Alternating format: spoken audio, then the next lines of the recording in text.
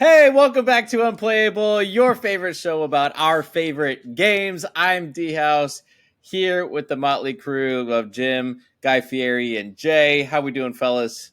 Man, back-to-back Guy Fieri references. Yeah. I'm sticking with it. I'm going to have to come up with some better Flavortown references. Okay. Jay, how are you today, since you didn't insult my intro? Oh, it's trash, but I'm doing pretty good. Can't complain. Did you even say our tagline? Yes. Are you kidding me? I wasn't listening. Welcome to the podcast. When you start talking, I just zone out completely. I'm sure our listeners do too. Yeah, I'm sure. Jim, how are you this fine Thursday? So great. I made myself a nice little hot chocolate. It's good. So if you see me going pinkies up, that's what we're doing over here. I respect it. It's great. It's good. Mike, how you doing? I'm not bad. It is a Thursday, so we usually record on Sundays. There's a little bit less for us to talk about this week, which means we'll probably have a longer episode. Yeah. Somehow we'll figure out Somehow how to it'll draw end up this out. being a full 2 hours. So Let's go. I was thinking, ever since we started recording this podcast, publishing companies started producing content at a far lower level for us. Outside of the unlimited announcement, everybody else went dang silent. So I feel like the company's like, these guys, we just can't give them anything. Get them out of here. that is exactly what's happening. Yep. Trash. Well, gentlemen, how was your weekend games? Who wants to go first? I can go first. I played some Commander, some more Commander with my March of the Machines deck against my good friend. I also taught him KeyForge. We played a game of proud KeyForge. Of you. Wow. Yeah, we played some Winds of Exchange, opened up a couple decks, and played some KeyForge. It's you kind of undervalue how simple it is to teach that game a little bit, I think. It is a very simple system. You don't have to teach about resources or there's not that much of a card anatomy except for the house. I guess the house thing is probably the most complicated part to explain to somebody. Not because you have to say a house at the start of your turn, but because there's nowhere except for your tiny little spot on the deck list what the name of the houses are, and if you don't know the names of the houses, you're always like, what is this again? Oh yeah, okay. But yeah, he picked it up really quick. He really enjoyed it. Coming from a Magic player, it's kind of a similar vein. He thought it was cool that kind of not defeating your opponent, but it's a race. You still have some of the same elements of trying to control your opponent's board, but you're not worried about going face or anything like that. He liked it. He wants to play more, and I think if he gets into it, I'll convince his sons to play, and then we'll start doing 4-player KeyForge. Since we do Commander, it will be kind of like the same thing. I think KeyForge is built pretty well for actually a pit fight kind of game mode. Yeah, Jim and I have done a few of those. We've done 3-player. We've never done 4-player. But there are a few things, because it's not written for multiplayer, there are a few things you do have to kind of be like, how do we play this? Mm-hmm. Your opponent, like Miasma, your opponent skips their Forge a Key step. Is that both opponents? Is that all opponents? Is that just one?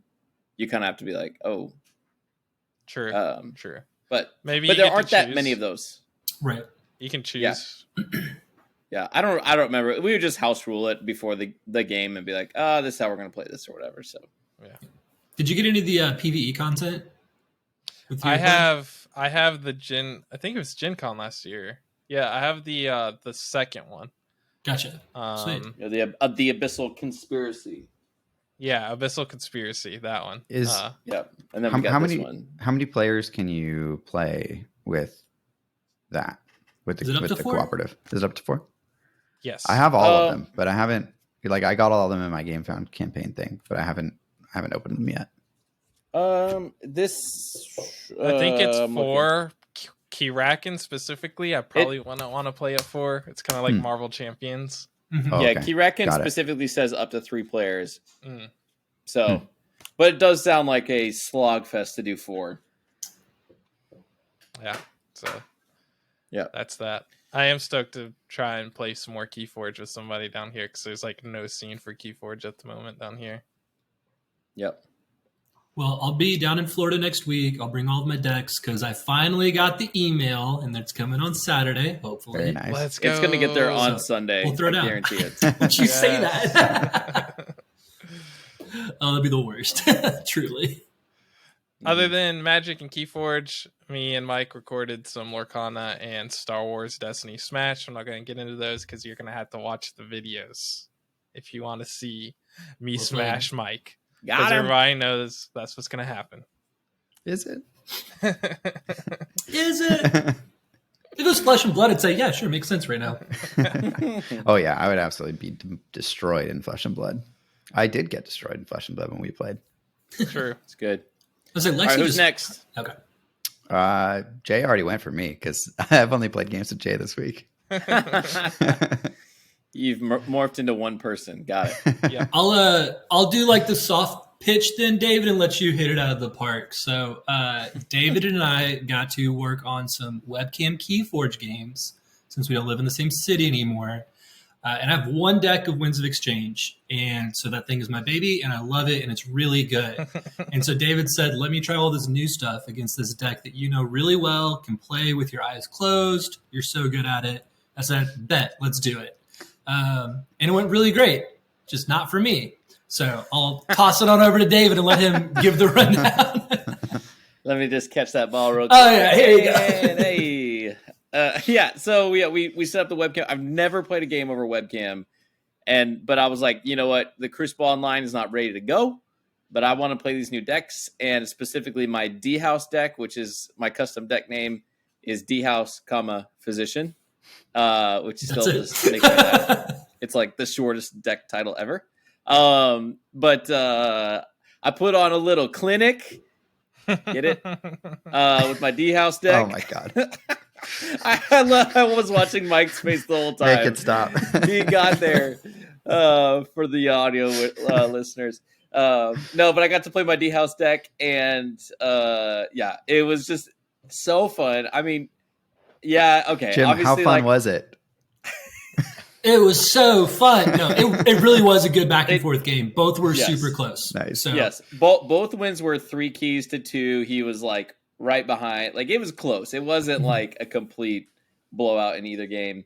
But I just have to say, like, there is just something different when you're sitting down with a deck. It has your name on it that you put on it, and every card is labeled with your name, and it's just like, I don't know how to describe it. It's like a feeling in a game that I haven't had before. Like, even with a deck that I built, like, you know, some of that old Leia Akbar trash in Destiny, like, that's like the closest thing. I'd be like, this is mine. But then I was like, oh, I've had D-House deck. Like, this is so sweet, you know? Yeah. So I tried to give him I just tried to give you a win, and that way you'd like be so attached to this deck, like it has to be yours forever. And now I just get to wreck face with You just sandbagged it, give you a 100%. false sense of security. Yeah. But Classic. Yeah. Jay, why are you laughing? What's wrong with your face? For whatever reason, I remembered that I was going to say at the start of this podcast, we're going to try to say like as few times as possible. And you said like 10 times in that sentence. So, all you did right there is now every listener in our podcast is going to be counting them, and they're not going to listen to the podcast anymore because you had to make that observation. Sorry. It was so Great funny. Great job. Oh, God. My dog is trying to interrupt our podcast. That's fine. So I played Jim in some KeyForge. That was super fun. Mm-hmm. What else? I don't think I played any more games. I just opened decks that I posted on the Wild Wormhole YouTube channel. But I don't think I played any other games. But I did today. I mentioned this is like the update from my story last week when I told you about my coworker. Mm-hmm. So for those who missed the last episode, I had a coworker who literally asked me, like, because we were bonding over our shared love of Star Wars. His whole office is decked out, and he asked me if I've ever heard of Star Wars Destiny, and I said, "Oh, have I?" And we were talking about this. He's like, "Yeah, my friend is the one who like got me to come over, and we were playing this game or whatever." And he's like, "I'll have to tell this guy about you." And so, anyways, I ended up meeting this guy like randomly, his friend. And turns out he literally lives like a couple houses down from me. Wow. Like he's my That's neighbor. cool. And like immediately he was like, hey, when he's like, you want to come over right now? It's like the middle of the workday. He's like, what's your afternoon look like? Like, you want to come over? Like, we'll sit on the back deck and drink some coffee and play some. I was like, this is like, where am I? This is phenomenal. That's crazy. This is 2018. That's awesome. Like, so I'm super pumped to roll some dice. Do you know if he played like back when it was alive? I think the story is someone was like getting out of the game at the end of the game's life and sold it all to him for like just like a really cheap. And so he and his son, I think his son's like 11. Mm-hmm. So this would be a fun game to play with my son or whatever. And then they've been like just jamming it, Wow, father son. So that's crazy. So anyways, yeah, funny. Yeah. So I'm like already playing this out like, okay, we're going to play some Destiny. And then I'm going to start saying, so have you heard of this game called SWU? Boo. For those not Galaxy Shuffle. For those not in our Discord, we're coming up with alternative names for Star Wars Unlimited. Yeah. So. Team SWU all the way. Team SWU. So we think SWU is better than Star Wars Unlimited. I think almost anything is better than Star Wars Unlimited. Hey, I will say I was listening to a podcast with the designer of Star Wars Shatterpoint, and he said now that's the a cool entire name. Yes, but the funny thing is, he said the whole time in playtesting and the design, they like had this name in mind, and they were like, "This is the name of the game," and then they like were going into like final production, and then LFL's like, "You can't call it that," and so they just had like right before the game was like kind of sent to print, they had to like change the name of the game on like everything, and they kind of they were like, "Oh, what do we call this game?" And apparently, there's a guy at AMG Studios who loves Mace Windu, and the Mace Windu book is called Shatterpoint. Mm-hmm. And so he was like, hey, you should call it Shatterpoint. Like he'd been saying that for months, apparently. So they're like, fine, let's call it Shatterpoint. That's awesome. That's a great name. I'm curious what the name that they tried to go with first was. Yeah, he said, he wouldn't say it. So I was curious too. I was like, was it Star Wars Unlimited? Like, right. They couldn't use it because it was already being used. Yeah. But I don't know. But SWU. Team SWU. I think that's it for my weekend games. I think that's anything else from you guys? No, that's about it. So in the news section, Mike, you were really excited to go to Walmart today, weren't you? Oh yeah, mm-hmm. I was gonna try and get some of the Star Wars Rivals packs, and they Funko games? didn't exist. Yeah, they didn't exist. So I didn't go, but I am in their Discord, the Star Wars Rivals Discord, and people were saying basically they tried to go last night, tried to go this morning, saying that like they couldn't find them online, they weren't available, and it turns out that oops, the release date isn't actually June 1st. We don't know when it is. So I don't know what happened, some kind of miscommunication between distributors and Funko, but I didn't get any Star Wars Rivals stuff, so that was sad. Yep. That's a good time to say join our Discord, because you'll get alerts like this and you won't have to go to the store and find out. So I know. Head on in there. How much money did I save today not driving to Walmart because I was alerted to this problem? At least 23 cents. Yeah, at least a few cents. I can buy so many SWU packs with that. That's like 10% of a Star Wars Destiny pack, so that's pretty good. I drive an F-150, so about $10. But yeah, I'm with you, Mike. I was really excited for Star Wars Rivals. For those who don't know about this game, it's like I don't even know how to describe it. It's weird. Like minis. It's like tiny little toys, almost like sort of minis, but they're more toys than minis, I think. Yeah. With cards, and it, like gameplay is, I don't know, it's somewhat Marvel Snap-ish, where there's three locations. You're placing your units at locations and scoring points based on who has more power. Basically the game we designed. I know, it actually is pretty close. Yeah, so like, wait, I'd never even thought of that. That's so true. Yeah. You guys designed a game that's very much like it's very similar. I mean, it's not a unique idea, right? I think like a lot of games do area control, but yeah, Jay and I for a little while there worked on a little fun prototype that we scrapped. Maybe we'll go back to it eventually. One day. That's so good. Yeah, so I did. Yeah, I'm excited to play it again. I tried to play it with my 5-year-old because I thought it was like Marvel Battle World, which is a great game for like little kids, and it was not. It was way more, way more advanced and actually some strategy to it, other than like just rolling dice. There's a surprising amount of strategy. Yeah, and also to say, I don't know if we mentioned this before, but we're going to a Star Wars Rival event at Gencon, and it's a super cool event because it's free to attend. And the way that it works is that they give you packs to open, and you get to build your team out of the packs that they give you, which is sick. So Mike, if it's not sold out already, event? you guys should, whoever's listening that's going to Gen Con should do it. I think it's Saturday night. I'm actually not signed up for it. I'm looking right now. I think my dad is, though. Why aren't you signed up for it? Because you didn't sign me up for it, Coach. No, I for sure signed you up. It's not. This is how we tell Jay that we're subbing him out for Chris. Finally. Okay, well, it's not sold out yet, so you can. Here, you're checked off on my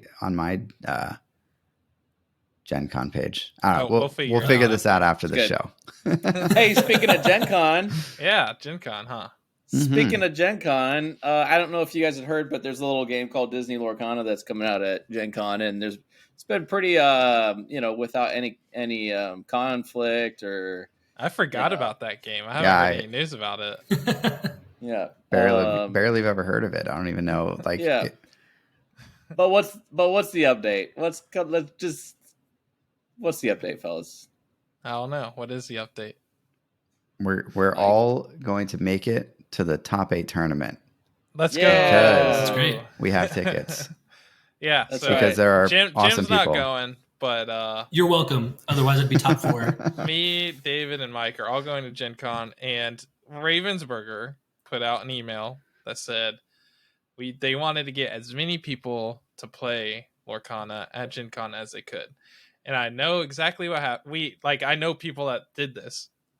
They signed up for all seven or more starter challenger events, got into all of them, and it was like 69 or 70 people in what should be a few hundred at minimum, different slots. And they said, nope, you can only go to one. If you have more than one assigned to your name by June 5th, it's gone. We're going to release it back to the public. Release it out to sea. You know what I'm saying? So we know some people, and we were able to get those badges transferred without having to pay scalping prices or anything like that. Some awesome people. And so we secured tickets to one starter deck challenge. I also got to learn to play. I don't think you guys did, right? Yeah. No, I already know how to play. I was going to say, that sounds awful. Well, that sounds like a waste of my Gen Con time. I think they give you a starter deck. So, what they do? Yeah, they do. Oh, so what's the difference between learn to play and starter deck? Isn't it the same thing? The learn to play is not a tournament, and it doesn't feed into the sort of Sunday event. Yeah. Jay's going to open some legendary in that one booster pack, and yes, be a whole. I'll post it on eBay immediately. That's good. Yeah, I'm getting pumped for Gen Con. It feels like it's getting closer and closer. It's going to be good. Good times. KeyForge Nationals. Let Jay Trash get the dub. Literally Unchained. the deck Jay Trash. So here we go. So speaking of KeyForge, should we jump into KeyForge news? Sure. Yeah, we got some news. Jump on in.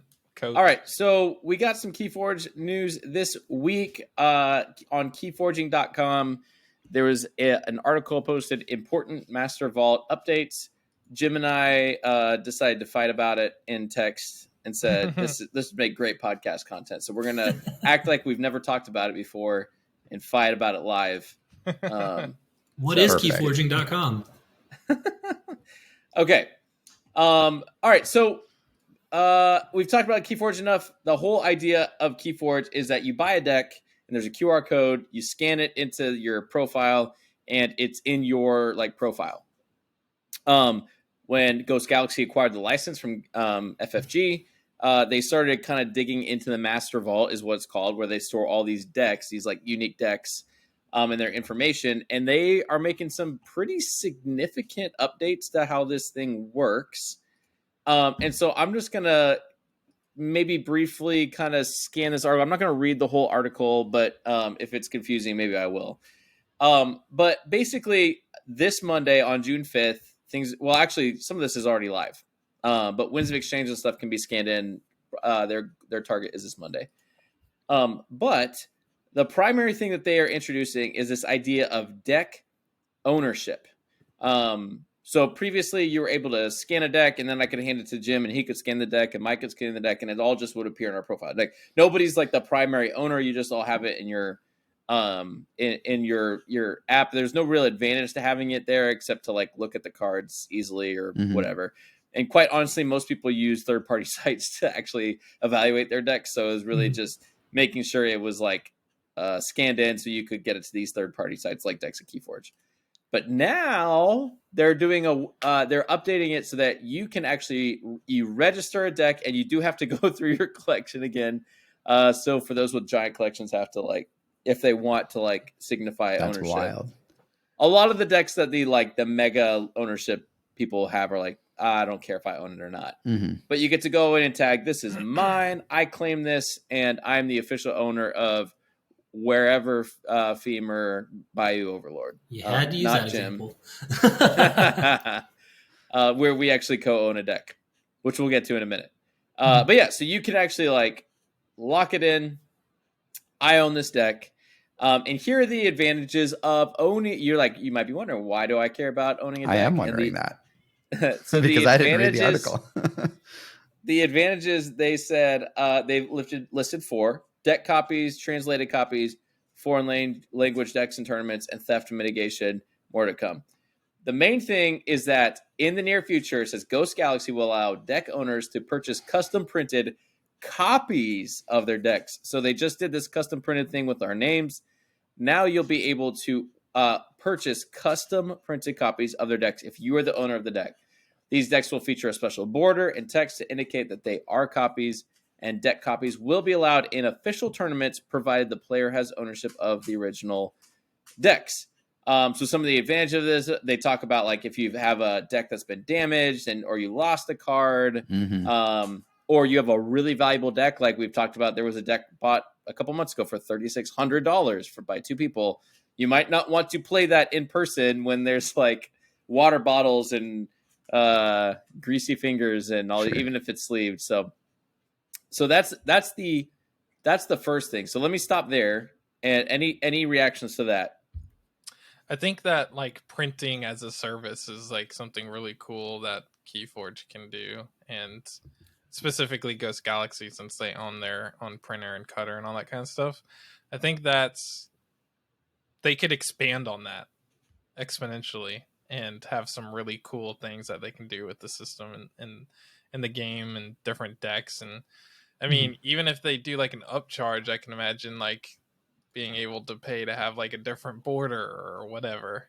I mean, yeah, like almost like a cosmetic in a video game, right? Like you buy sort of the, like I know the Savior of KeyForge deck sort of had a gold border to it, basically. So it's like, what if you could buy a copy of the deck with a gold border, or with like a cooler looking Archon on the back, or if you could potentially like add something to the name. I don't know. But I think Jay's right. Like you can kind of do, I don't know, a bunch of different things with this system.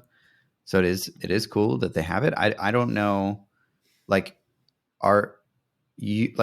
is this the only benefit of owning a deck, of registering it as an owner? Nope. Or okay, you got some more bullet points to read off? Yeah, there's some more. The big thing though is like printing copies of a unique deck was sort of okay.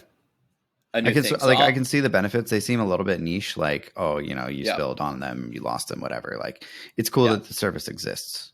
Yeah, yeah, for sure. So the next kind of benefit is like foreign language decks. So they wrote, to resolve problems related to play foreign language decks in tournaments upon launch of the translated deck service.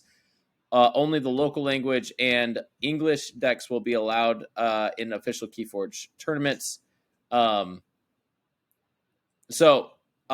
Essentially you can get you can, Jim, you've got a deck that's in what language again? Couldn't even tell you. Thai, Russian, something like that. Those are very different. Jim has a deck that you cannot read, and he can get a copy of the deck in English. That's cool. So that we don't have to sit there being like, what does that thing do again? And do we need to open the vault? And like, because it was sort of an issue, like in high tournament play, like if you just open the Master Vault, theoretically you could look at it, but at that time you weren't supposed to have like access to like looking at the player's deck all the time. So the judges had to come over and basically tell you if you needed exact wording, which is just cumbersome. Yeah. I think, can I inject a couple thoughts real quick? Sure. I think a couple things that's a little tricky with that though is like the initial idea of like if you had a deck from a different language, you could just bring cards that represented those, so you could just show them what the English version of the card looked like for anything they had questions for. But it is a little bit of a bummer. So I bought a deck on the secondary market that I thought looked really strong. So it's like, oh, now I have to pay more money and probably wait a long time before I'd actually be able to play that in a tournament. Because what I'm very curious about is like, what is the actual like time jump going to look like from when I order a copy of a deck and actually receive the copy of the deck? Because if it takes several months, that would be very problematic for me to be excited about trying to get a copy of it. But if it's like a couple of weeks, like, so be it. But it is a little bit of a bummer that like, okay, I bought this deck. I know what the cards do. I can bring the English version of the card. It's like, dang, I have to spend more money if I ever want to play it again. Which is a little bit of a bummer. That's fair. I think in terms of like production time, like they have direct to, I guess digital printing presses or whatever. So like, that's why they can do stuff like this, is they just feed in the file and print it off right away. So I unless they have a ton of like demand for this, the lead time probably wouldn't be that crazy. Like probably like a couple weeks, I would guess. No. But yeah, it is kind of a bummer that you have to sort of buy the same thing twice. Yeah, but also you don't have to use the service. Have they talked about how much it is? No. Okay. Oh, you don't like have to? $25 for a copy. Could you play the deck that you own in a tournament? Like, no issue? It said only the local language and English decks will be allowed in official KeyForge tournaments. Okay, so for each tournament, they're going to have to designate a local language for that tournament, and then you can only play that language deck. So yeah, I don't know when this goes live, but theoretically at Gencon, the national championship, like if Jim came up and wanted to play his deck that's written in another language, he wouldn't be able to. I don't know when this goes in. I imagine they're not going to like implement this rule for a bit. Like I don't think Vault probably not before the thing is online. Yeah, and they work out the kinks or whatever, but theoretically he would need to come to a premier level OP with an English language deck. Got it. So, I mean, they talk about theft mitigation. I'm not going to get into all that. On the updates, you can also, there's an alliance deck builder, so you can actually like build alliance decks, which alliance is a format for KeyForge where it's you take a different house from 3 different decks or 2 different decks and you combine it to make a new deck and you play an alliance format stuff. So there's actually a builder in the setup to do that. Can you play a deck that you don't own in a tournament? Okay, you're skipping ahead. Sorry, you're skipping ahead. These are the questions I have. Okay, so the big thing is you can now wait a second. Did they cut out? I feel like they cut out some stuff from this article. I'm just looking at it now, and I'm like, there's massive parts of information on here that's missing. Did they? We'll have to go back to our text thread because I think you I'm like, you screenshotted a bunch of stuff. Okay, interesting. Probably. Okay, so there's a thing that basically says, friends, in the new Master Vault, you can add another KeyForge Master Vault user as a friend to allow them to see your decks and play your decks in official tournaments and to forge alliance decks with your deck pods. To share your deck with a friend, go to friend section, enter the friend's username in the primary field. So in theory, like I said, so Jim and I are a perfect example. We co-own a deck with a third guy, and whichever one of us declares primary ownership, which will probably be me because I have the physical copy of it in my, we'll talk about it. In my possession. But you don't have half the deck, and Jim has the other half of the deck. Well, so here's where it gets really convoluted. There's actually 3 owners, so I own 12 cards. David owns all we these. all took a house. You each own a third of each house. Yes. Oh gosh. Yeah, there it is. So I could order theoretically in the system. I can order copies of Bayou for Overlord each person because I own it. and I'm the add only them one who as can friends. order it. Yes, I can. So Jim and Kevin can be my official friends. I can send them the copies of this deck so that when they go to official tournaments in Kentucky and Georgia or Florida or wherever Kevin lives, Georgia. And Georgia, okay, same thing, Georgia, Florida, whatever, and they can go play in official tournaments with this deck, so I don't have to put it in the mail and like ship it to them and risk losing this very expensive deck. And they can play if they are my official friends. Yeah. So, follow-up question: if you sell a deck on eBay, let's say I have a really sick deck and I sell it for like $200 or something, do I then have to transfer ownership in the Master Vault to the person who buys the deck?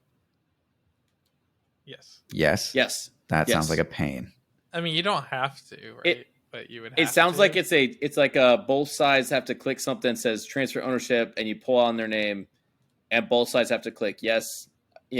I'm sending ownership, and this person says yes in the app, and it does it.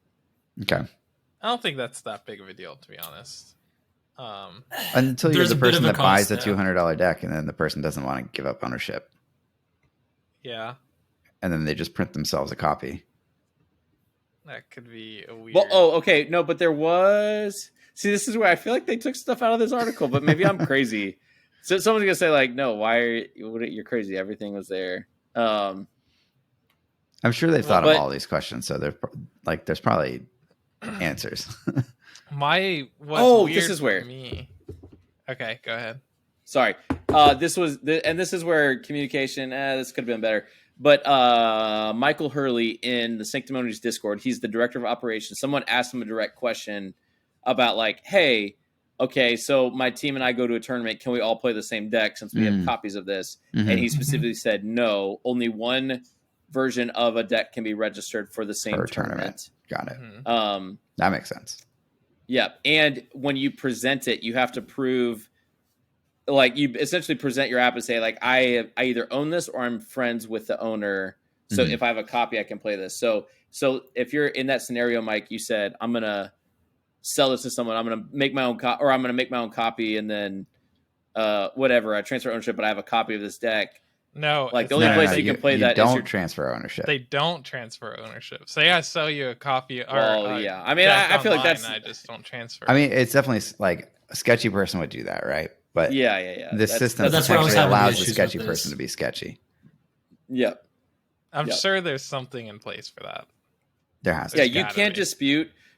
They said they're going to have something in place to dispute ownership with Ghost Galaxy. Like I already saw this come up. Because I can imagine, there are decks that have been posted on the internet that were previously registered, right?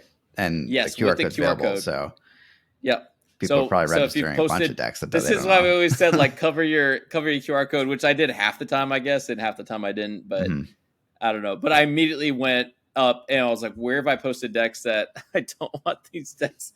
But there was someone who said, like, hey, they have like a very competitive deck, and they posted a verification image of the deck on decks of KeyForge because in online tournaments you had to prove ownership, so you can't just be like net decking in online tournaments. And so they posted a picture of this without covering the QR code, and someone found it and snagged it and said, "This is mine." Yep.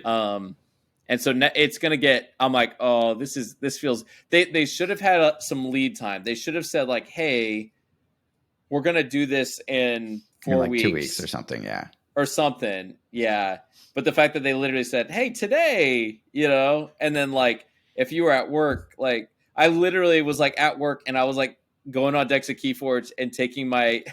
I was like, okay, half the decks I put verification photos. I had the QR code showing and half I didn't. I'm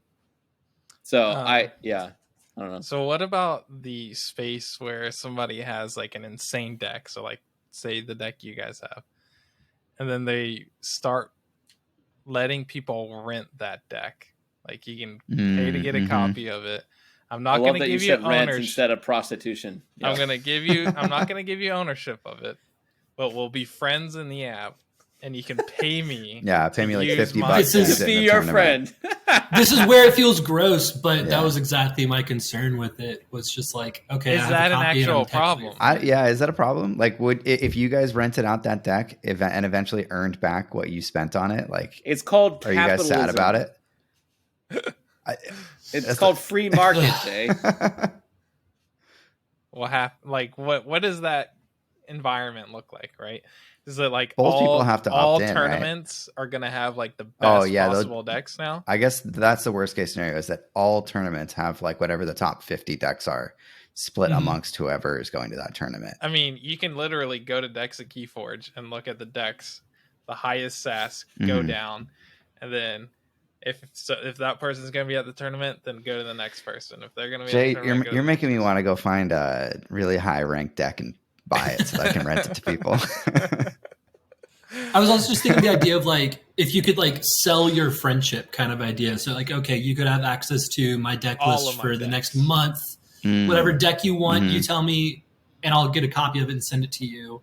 And because we're friends for the next month, that's your window. It's like a subscription service. And so that's where it's like, if you can get the deck quickly, it does feel like that. It could potentially feel that gross, like. But is that gross? That doesn't bother me. What's gross about it? I want to dig into this. That does not bother me. I think if someone wants to spend that money, this is good content. and someone is like, yeah, I'll start a like rental service, and prostitute my friendship out. How is it any different than like just net decking a deck in Flesh and Blood and then just borrowing someone's cards to make the deck, or just buying the singles yourself? It doesn't matter. But I just think it's because of the way KeyForge is designed. That's not how it's supposed to be like played. Like the hope of the game is that you buy your deck, you get excited about it, you learn how to play it, you learn the combos. Like, yes, it's the exact same as every sort of, okay, somebody won a tournament. What cards do they use? Write them down and buy them. Totally get that. But that's kind of against the identity of like what this game's supposed to be. But Jim, you and I have borrowed decks from each other for specific like KeyForge events. Like that's right. Not uncommon for us to be like, I don't have something for this like Triad or this, Hexad tournament that NKFL is doing, and so I need a 6 deck, and you're like, I borrowed a 86 SAS Prodigal whatever deck from you. And it's like, how is it different between strangers to say like, hey, I'll give you $50, so I can, or I'll pay for the copy print and send this to me. And I think the scope is just a lot more different. Like this is like, you and I are friends. We know each other's decks very well. But if it's like, the guy who has 6,000 decks to mess with, they're just can basically just put themselves out there so much. And then it really is just, okay, what's the best one in the list? Let's pick that one. Just the scope's way bigger, I think, at this point in time. And the fact that you basically can rent it, like, I don't know. I do worry about that as a potential option that I hope never happens. But it will happen, I'm sure. Yeah. But what is the worry though? Like what, like worst case scenario, like what happens? Like play it out. Like people are borrowing decks. Like what's the end result that is the issue? Worst case scenario is multiple people show up with copies of the same deck because somebody wasn't truthful with them, that they've shared their friendship with 20 other people. Everyone's kind of using this model for tournaments anyway. And then they decide, okay, we're just going to, sell this out 100 times and hope that they don't run into it. But now we've have 50 people showing up to the tournament with the same deck and nobody can play. Literally like crazy world, worst case scenario. That's not going to happen, but that's the like fear that I could see. Sure. I mean, even if just 2 people show up to nationals with the same deck that the guy sold and didn't say anything to the other person.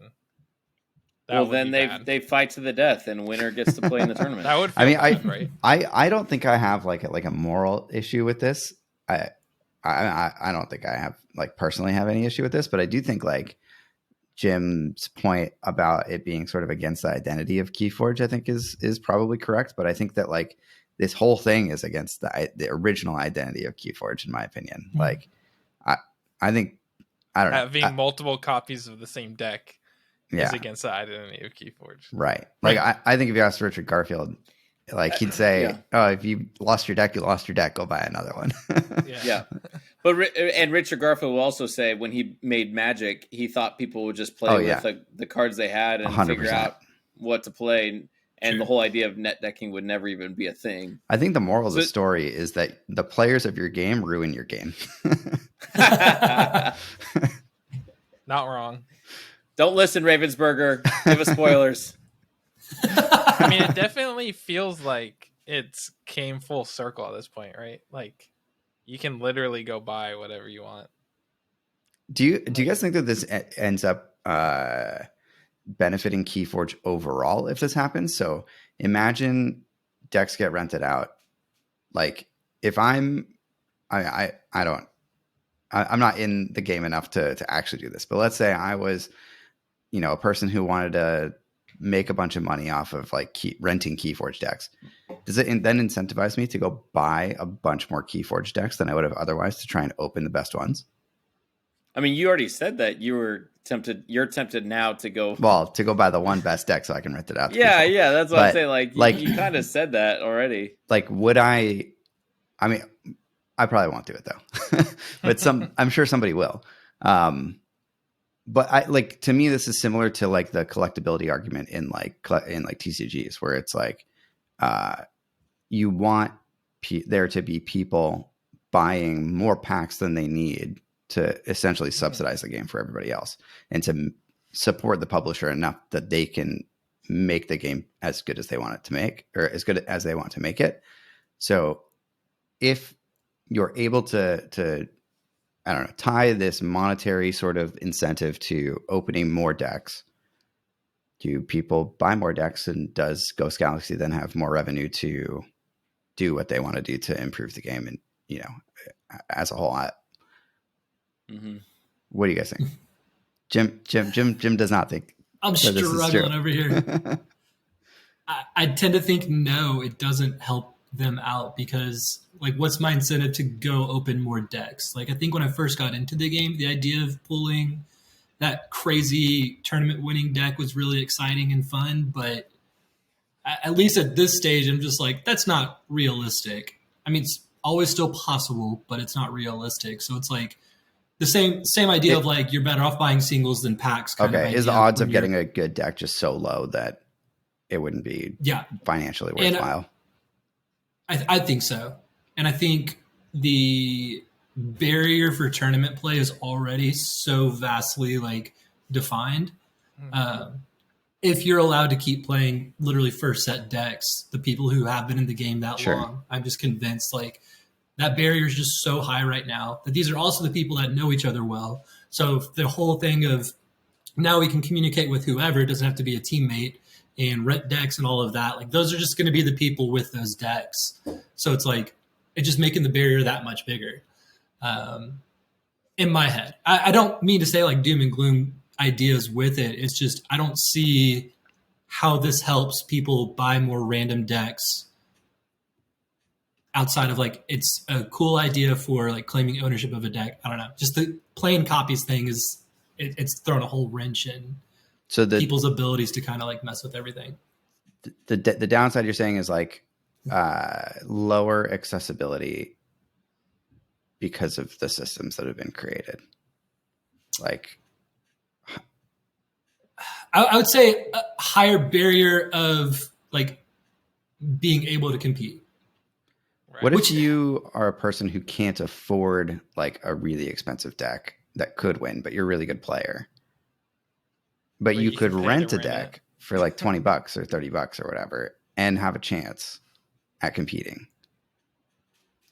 In theory, that sounds great. I'm trying to think how much that'll come into play. And more so, I think it's going to be the people who just have all of the decks already that would be flipping them back and forth. But got it. If that was the case, but doesn't that exist already?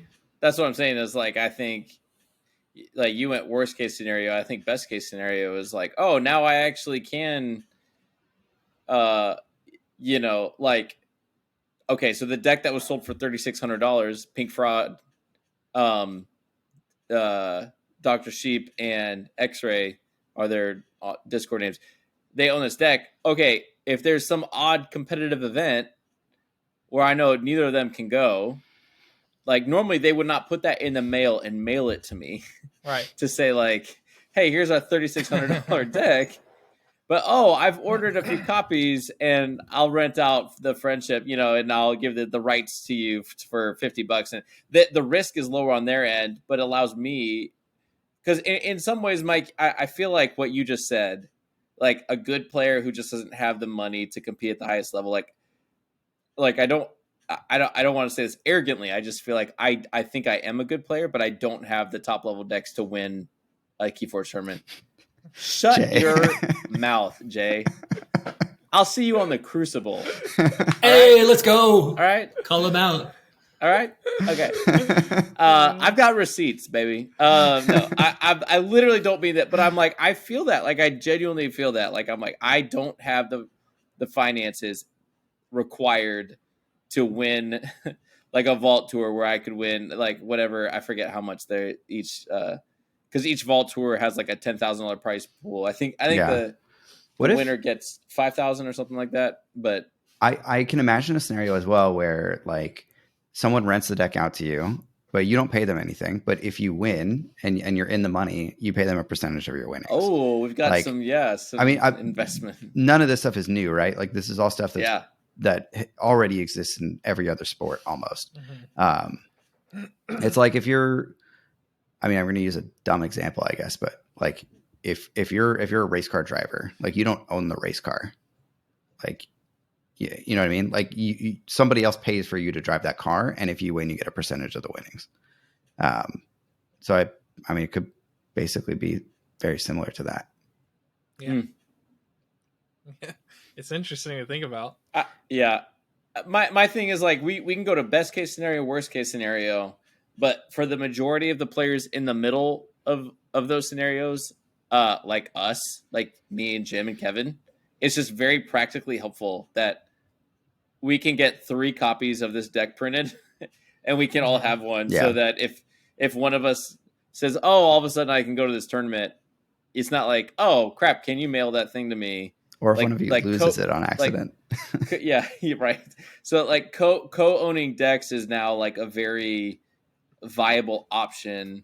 So, and maybe that's a point in the direction of like, okay, maybe I can't afford to buy some of the top decks on there, but now I'm like, okay, maybe I make some friends and say like, hey, can we go in on this deck together and then buy copies just so that we can all play this in different areas of the world? Even, you could get someone to be able to afford some of these things. This part seems really interesting to me, right?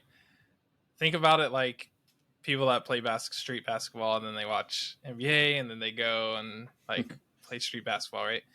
The people that at home that don't go to big competitive tournaments, they just play kitchen table KeyForge, right? But they watch the competitive events, the live streams, and they see like these 2 decks in the finals of nationals or worlds, and they're like, oh, I would love to play those at my kitchen table. And they can totally contact that person, pay $10, not worry about having friendship or ownership, just having a copy of their deck to be able to play at their kitchen table for fun. It's the same kind of thing, in my opinion.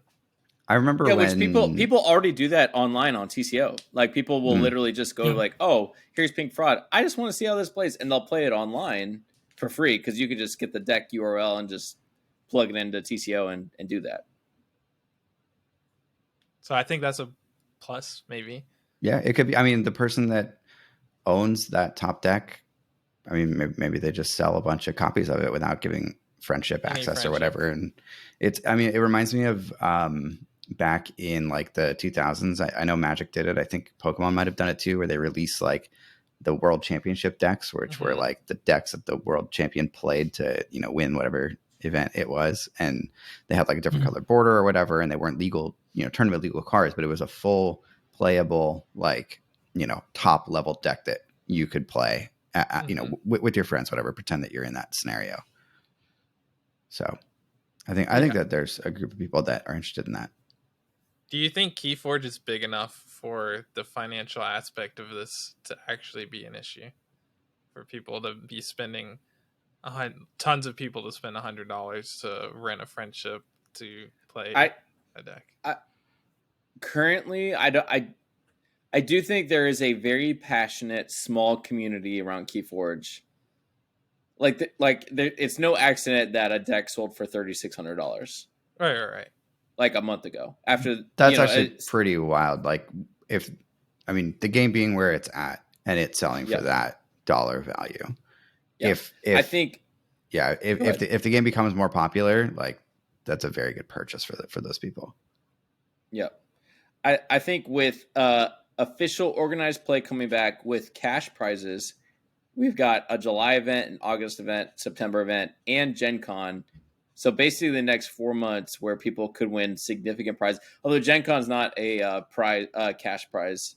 So, Jay, if you're trying to win $5,000 with J Trash, it ain't happening. But all I need to do is win with J Trash, and I'll be happy. I don't need no win money. one game with J Trash. One game. I should rephrase what I said though. I'm not saying. Do you think KeyForge is big enough for the financial part to be an issue? Do you think it's big enough to actually make a decent amount of money to make sense financially to do it? Yeah. I mean, I think like with money on the line, I think you don't have to get that many people who feel like that they could be in the money to do it. If you rent out that $3,000 deck for someone will probably pay $100 to rent it for a tournament, right? Yeah. So if you do that, not that many times, the deck pays for itself, right? So, yeah. Interesting conversation around the practical, the economics and the ethics of KeyForge. What I'm trying to figure out selling your friendship. Can I quit my job and just print my decks? You're just going to be a KeyForge deck landlord. That's right. I'm going to be at Gencon. The Slumlord of KeyForge decks. With like a trench coat, and I'm going to open up my pockets. It's going to be a bunch of different. Want to buy a deck? Oh my gosh. That is good. Oh my gosh. That's great. And then, you're at Gen Con and you're like renting out these decks, but then there's no Wi-Fi access at Gen Con, so you can't transfer friendship. That's wild. Well, wow. Interesting that was a conversation. long conversation about KeyForge. That's right. So most I've talked about KeyForge in years. Buy them up. Buy them up. All right. Moving on. Is there anything else to move on to? I don't even know. There's no Star Wars Unlimited news for us to cover. Swoo news. Swoo. Galaxy Shuffle. What you got, Jim? I was just saying, still with the KeyForge part, they announced something to do with he's still on it. Different piece of the article. As far as participating in events, they talked about this idea of event keys that you can as you get Amber into your account, you can transfer those as entry points to events, and so it's kind of doing the Amber thing again. Hold on. I feel like we need to read it because this is a little bit of a contentious point. I don't think it's a big deal, but I'm going to read it. Agreed. All I know is how many Ambers and keys got lost in the merge of No, it all got transferred over. You have it all in your account. All of it? I don't even have access to my account, so I have nothing. Well, I have no idea what email address I used to sign up. Well, what's your deck name? Michael? I don't think he's winning any national tournament soon, so I think you're okay. That's very true. Okay, they said official Ghost Galaxy events that feature cash prizes or act as qualifiers to cash prize tournaments, such as national tournaments, will require the use of an quote-unquote event key by participants. Event keys can be acquired in the Master Vault by spending 50 Amber on your user profile page. So 50 registration. No, not necessarily, because there were lots of different times where FFG gave 10 Amber per deck. when you're registering in like the first week. So Got a it. lot of people have like when you played hundreds. at what they had an chainbound events, you got keys for or amber for winning and stuff too. Yep. So it says, why introduce event keys? It says Ghost Galaxy is spending substantial resources on our organized play official tournaments, not least by offering a $150,000 prize pool to winners. These resources are intended for KeyForge customers. That said, we understand that some players may not have the time or treasure to accumulate 50 amber for an event key. To that end, we have enabled the ability for players to purchase amber at a cost of $5 per 10 amber. To kick off the 2023 season, we will be providing all Master Vault accounts a free event key subject to the limitations of this below. So essentially, everyone gets a free key, a free event to a vault tour, a cash. So it's just the vault tours and like the national qualifiers, which is like a cash prize tournament. Okay, and then it's just $25 to qualify for any or to buy an event key. Yeah. So, worst case, if you don't have that, it's $25. Yeah. So it would be like you pay whatever. So like a vault tour, I think they've talked about is like $75 to get in. That pays for all your tournaments. You get like it's $100. 3 decks plus a bunch of swag. So if you didn't have the extra 25, which most people at this point will, maybe there's a future scenario where they won't. To me, it makes business sense. Like they're, they want to make sure that they have the money to run the events. Yes. Yeah. And like, I'm curious what like the grace period is of this, just for the sake of like your free trials. Let me start up a new account and get that free event key every time I want to go to an event. I'm sure they're going to have some sort of like cutoff point for. It says June 30th. Okay, sweet. I think of everything. Interesting. Can you transfer event keys? It's their full-time job. I don't think so. Okay, I doubt that's it. probably good. PTIs. All right, you trying to rent yours out, Mike? Yeah. You can borrow it, but give it back. $22, save you $3. That's good. All right.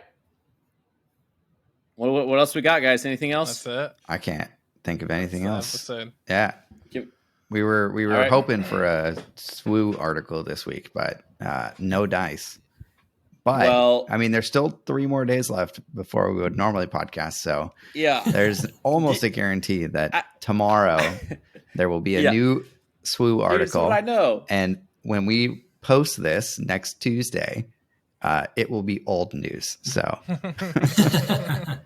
I almost I can't guarantee, but every time they've posted something, it has been on Fridays because Fridays are my day to sleep in, and I always wake up to a billion text messages from you 3 goons about the SWU news. Well, so, last time it was on accident. It was not a purposeful reveal. Yeah, true.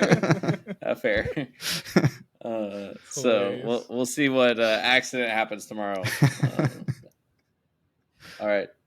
Well, I think that'll do it for us at Unplayable. That's all I got. Yeah, let us know what you guys think about the whole potential for renting KeyForge decks thing. I'm very curious to hear what other people's opinions are. I can see the argument both ways, but I just want to hear from you guys. Yeah, good. And or better yet, don't comment on this video. Join our Discord channel and tell us in there.